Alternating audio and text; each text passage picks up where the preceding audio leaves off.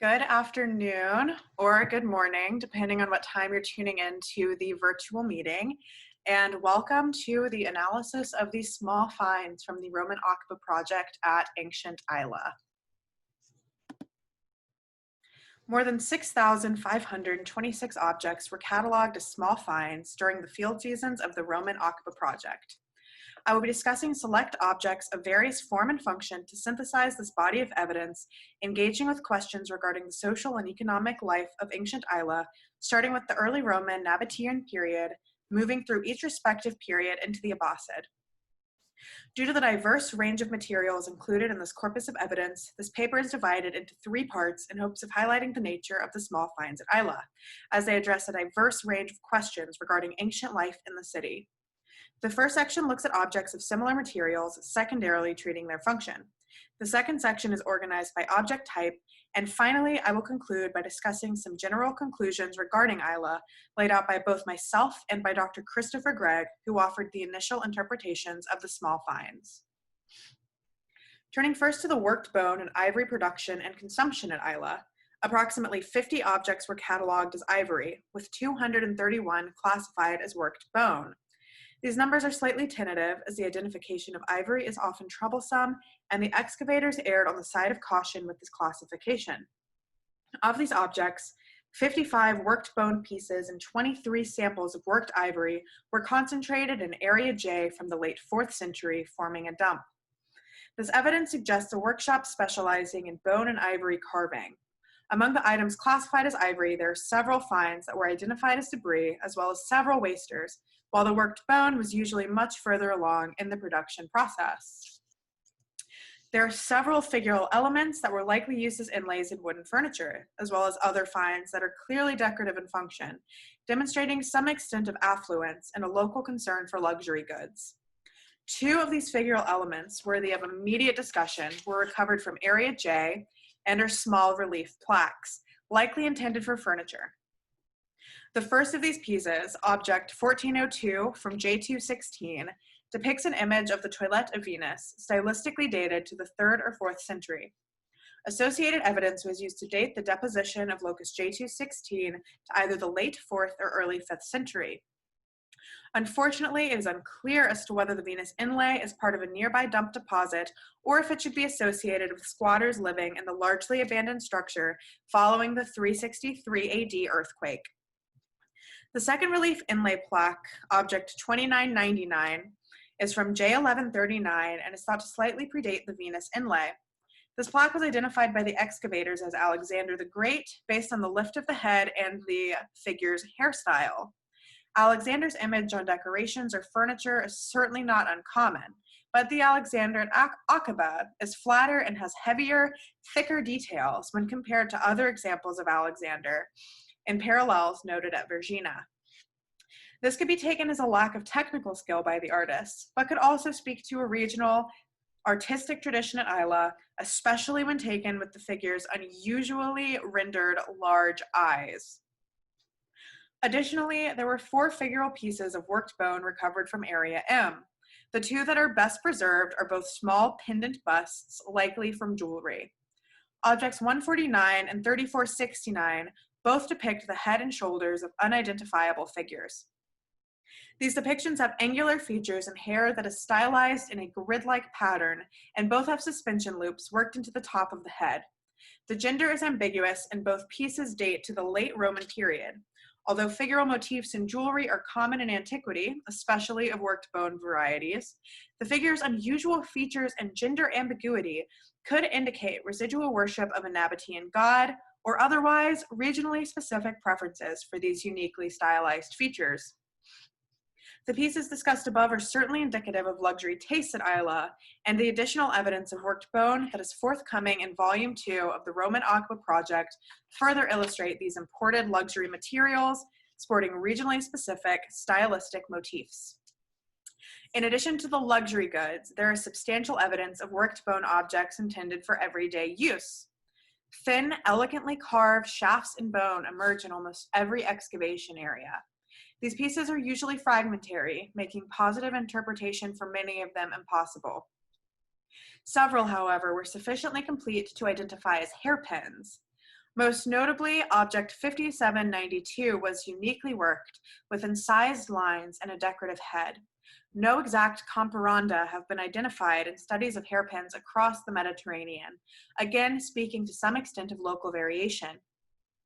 Evidence from the boneworking dump excavated at Hesbon shows that by the 5th or 6th century, workshops in Jordan had developed their own regional style. The context of the Aila hairpin immediately predates the 363 earthquake at the site. This makes it earlier than the bonework from Hesbon, but still leaves open the possibility of local variation. It is important to consider this boneworking evidence in the context of other industries at Aila. There is limited evidence for metalworking in ancient Aila, but the material is spread over the site both stratigraphically and chronologically. This indicates that while some raw materials may have been imported for processing, the scale of production would have best served a local rather than an export market. Several chunks of ore, mostly from Byzantine contexts, were found in areas J, K, and O, as well as 2 crucible fragments also dating to the Byzantine period. Small pieces of slag were also found scattered throughout the site. The largest quantity of slag was recovered from area K and makes up almost 25%, which can be explained by over a millennium of continuous occupation in this area. These contexts are consistent with the recovery of significant quantities of ceramic waste from the Byzantine and early Islamic periods, reflecting the use of the putative church as a large dump following its abandonment. No single locus yielded a high enough concentration of slag to suggest an industrial zone, so the slag is most likely the result of redeposit mixed with other material. The presence of copper ore and slag suggests the importance of copper as a natural resource, and the importation of this metal used for small-scale copper processing at Aila for several periods. The closest source for copper was from the Timna region, implying a sense of geological convenience in its selection. Area A also yielded a considerable number of items cataloged as industrial or metal debris, totaling 17% of these finds site-wide, consistent with the use of the city wall as a dump after the 4th and 5th centuries. Excavated ceramic mold fragments provide some clarity as to what types of products were being made on site at Aila. Usually bronze nails, as indicated by object 4474, a ceramic mold fragment with 4 holes along the edge, thought to have been used for molding nail shafts. Metalwork for daily life is also well attested at Aila. Not unexpectedly for a port city are several fishing hooks in different areas, all made of bronze. The 9 cataloged examples include hooks from areas A, Area B, Area J East, and Area M. No locus produced more than a single hook, so we cannot isolate a specific center for commercial fishing. 63 items with less clear functions are cataloged as metal strips. Most of these items are extremely corroded and fragmentary. However, object 1521 and 1739 are worth noting for their adherence to ceramic vessels, indicating that some degree of the metalworking at Aila was done for repair and to aid in fitting 2 ceramic pieces to one another. The temple site at Petra yielded similar finds, and Hammond reports extensively on the use of metal in repairs and ceramic construction. Finally, a well-preserved iron rod has its end bent backwards towards the center, forming a figure 8 shape, likely connected to chains or cordage. In each case, however, the objects appear to be secondary deposition, separated from their original function and context. In addition to these practical goods, several pieces of jewelry and decorative pieces made of metal were identified at Aila. One of the most notable was a beautiful bronze grape leaf with a detailed rendering of the leaf's veining and stem still intact. This appears to have been part of a fibula or brooch of some kind. Several other metal objects were cataloged as jewelry or decorative pieces, primarily far less intricate than the one described above. Turning now to the classification of objects by type or function, several figural sculptures made from raw materials not already covered in this paper were excavated at Aila. These finds are best characterized as small figural objects, as no large-scale renderings were found during excavations. Among these, 10 terracotta figurines were recovered from various contexts at Aila. No whole figures were preserved. All of these were small scale, measuring somewhere between 20 to 30 centimeters when complete. all indicate enough regularity to suggest being mold-made pieces, and the occasional seams on their surfaces seemed to support this conclusion. 4 of these fragmentary pieces came from Area J, another 5 derived from Area M, with associated loci dating to the early Roman Nabatean periods. 4 of these fragments from Area M are human-like forms, none of these more than partially preserved. Although it is uncertain as to whether these figurines were produced on-site at Aila or imported, there is evidence of at least a few terracotta figurines being produced within the city. Object 4068 from a 3rd century context in the Area M domestic complex is a well-preserved terracotta mold for a human figurine type unlike any of those catalogued above. Unfortunately, not enough of the mold was intact enough to precisely identify the figure as a deity or as an otherwise recognizable figure. Several roughly produced pieces from Area A demonstrate the stylistic preferences of local artists at Aila, in addition to mimicking Roman styles elsewhere. Objects 1998 and 2732 are fragments of low-fired ceramic lids, perhaps for large pithos set into the ground. Finally, a fragment of a statuette from Area K provides significant evidence of Aila's interactions with another Mediterranean culture. The figurine is made of faience, and only the torso was found. However, a line of faintly impressed hieroglyphics runs down the center of the figure, far too damaged to be legible. The fragment is only 28 centimeters tall, and its poor preservation makes it quite difficult to interpret. The material and hieroglyphs, however, point to Egypt as an obvious point of origin. Many questions still remain regarding the identity of the figure depicted and the stylistic practices used in its rendering. In any case, this figurine is one of many clear indicators of material passing from Egypt into Aila. This fragment appeared in an embossed debris layer and is thus likely residual in its context, so no more can be said about its arrival or its exact function at Aila. In a similar vein, the relief sculpture from Aila paints an interesting picture of both source materials and stylistic elements. 9 fragments of white marble from Area K were registered as a single assemblage, unfortunately lacking a secure stratigraphic context. 4 of the fragments joined and had visible relief decoration resembling leaves and vines, but they were quite damaged, making precise identification difficult. There are similar pattern depictions and marble fragments from the church and chapel on the mountain of Aaron near Petra. However, there were no other known examples from the region at the time of its publication, according to Littinen in 2008. 3 white marble fragments from Area K are perhaps more intriguing. These objects had clear joins, and on one side, it appears that 3 arms of a cross in relief are preserved. The cross and geometric pattern are consistent with Christian religious motifs. These elements likely belonged to a church chancel screen. The interpretation of the mud brick structure in Area J East as a church makes it desirable to see the screen as a feature of that building. Unfortunately, this is highly speculative, as there is nothing in the material culture that mandates that these fragments were at some point associated with the structure in Area J. More definitively, however, the carving and finish on the chancel screen fragment is of very high quality. Consistent with the contemporary city of Udruth near Petra, it seems likely that marble at Aila was imported from the Aegean, with select samples from closer regions, perhaps being worked and then imported from Petra. Sourcing the different marble samples at Aila to a single source or quarry proves in some senses problematic, as it is likely that marble samples from a number of different origins would have passed through the site on their way to the Galilee, with merchants taking advantage of the cheaper costs of transporting this heavy material over sea for a majority of its journey. Pensabens and Fisher both attest to a variety of marble sources represented at a single site, with Pensabens arguing that the seaports of Asia Minor would have likely served as collecting points for the trade and transport of marble to surrounding regions.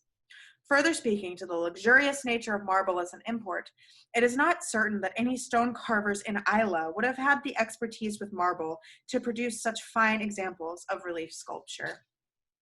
In the early Byzantine church excavated at Priene in Turkey, Westphalen suggests that some of the marble screens were either purchased, already sculpted from a source outside the city, or that itinerant sculptors may have been brought in to execute the work.